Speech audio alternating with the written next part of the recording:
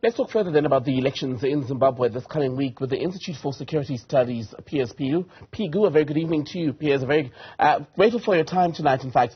Let me ask you first, we're hearing a lot of this campaigning now, especially ahead of Wednesday, going on. Nelson Chamisa saying the ZANU-PF fears their influence and popularity with the voters. That's why they've been denied the right to gather in some areas.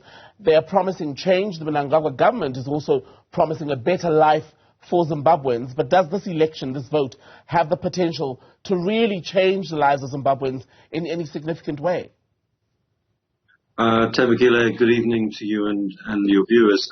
In short, the quick response to that answer is no.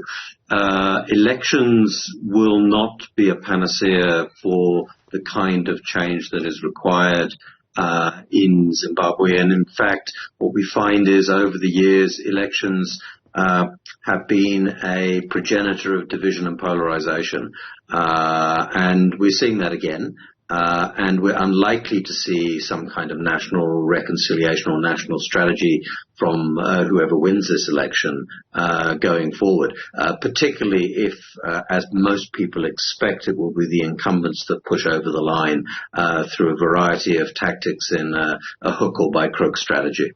So if it's not elections that are going to bring a positive change to the country, what is?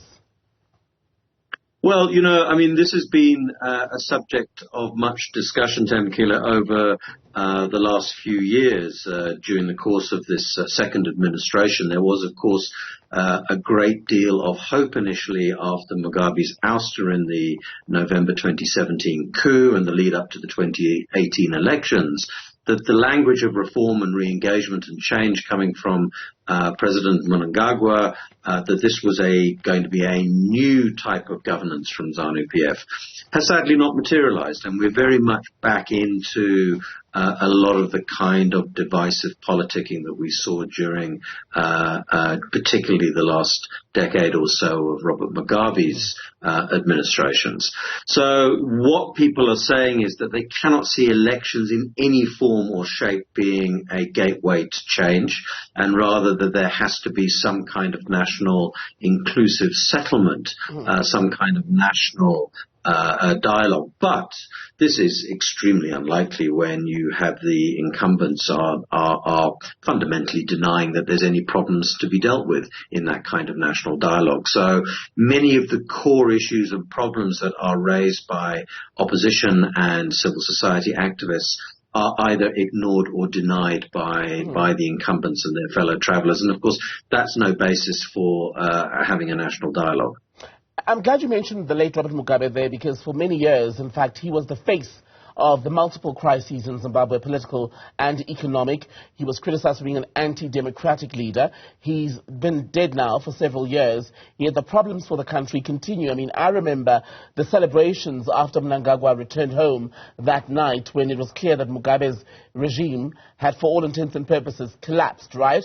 And Zimbabwe appeared optimistic. People thought they were on the brink, the cusp, if you will, of a new beginning, a new dawn. Why is it then that with Mugabe gone and a man who was basically welcomed as a hero 5-6 years ago, the country's still stuck pretty much in the same place? Yes, very much so. Tabakile, I think one of the huge mistakes that many people made, and there were some voices at the time who pointed this out, that what happened in November 2017 was an effective coup d'etat. It was kind of ignored by the region and the international community because it resolved the immediate problem of removing Mugabe, but it was in effect an illegal act which sort of set the course for a panoply of unconstitutional behaviours that we've seen over the last 4 or 5 years. What we should have ideally seen in November 2017 is a call for some kind of inclusive national settlement, an attempt to bring others inside the tent. And that was deeply resisted by elements within the coup structures, particularly we understand from, at the time, from the military component, who were not keen on having the MDC Alliance, as they were then known, inside the tent for some kind of government of national unity. And I think an opportunity was lost there. But what we've seen since then is that there is really only a limited commitment to constitutionalism, and there's been a cherry picking of the law and manipulation of institutions in the same vein that we saw in the worst days of the Mugabe administration. And for many Zimbabwean commentators, the situation is in fact worse than it was in the worst days of Mugabe. And there was violence in the last election when Robert Mugabe, contested. Shortly after Mnangagwa's last win, we saw similar skirmishes in the country.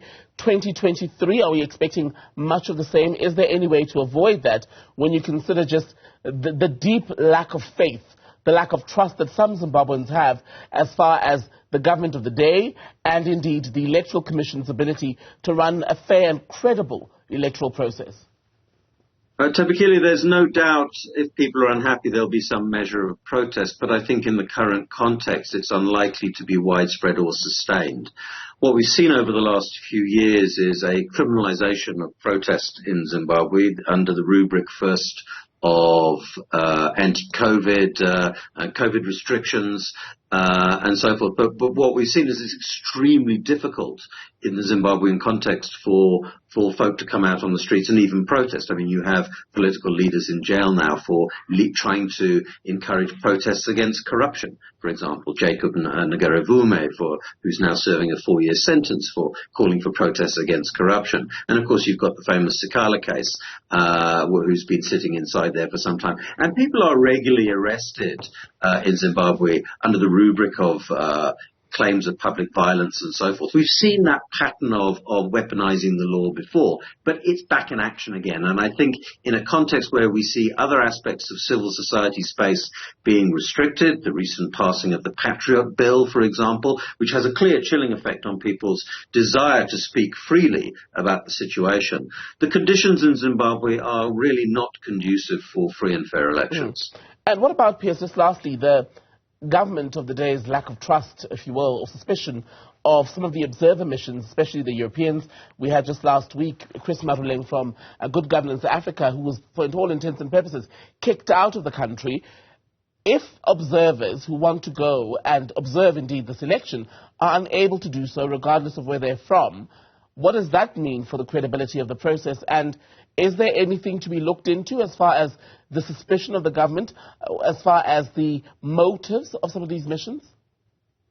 Well, I think we need to disaggregate and distinguish between the kind of mission that Chris Maruleng and his team from Good Governance Africa that were involved in. I mean, they were not purporting or trying to be an observer mission. They were simply trying to go in and do some research around conditions in the elections. This was really more a contextual piece.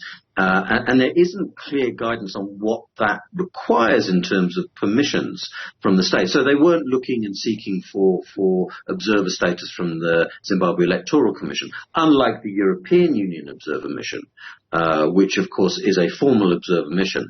So the Maruleng story is indicative, it seems to me, of a paranoid state that is unable to open the door to free conversation about conditions, and really wants to, as much as possible, remove eyes from the process and from the context. The interesting thing about the allegations made against the European Union Observer Mission are that this process started of attacking the Observer Mission in July with a full-on attack on the head of the Observer Mission, claiming that he was a sort of a hardline critic of the Zimbabwe regime. What I think we're seeing is probably a concern that the Observer Mission, which is 150 in strength, is likely to have gathered and will gather a considerable amount of information that will go into its report that will not be good for Zimbabwe in terms of its reflections on the elections. So they're doing what they can to discredit that mission ahead of time. And we already saw them do this with the Carter group that are there as well. 2 of its members were refused access to the country, and of course we've seen some criticism in the media as well. So it seems to be part of a wider strategy of trying to discredit certain voices by elements associated with ZANU-PF and its fellow travellers. Piers Pigou, thank you so much for your time tonight on News at Prime.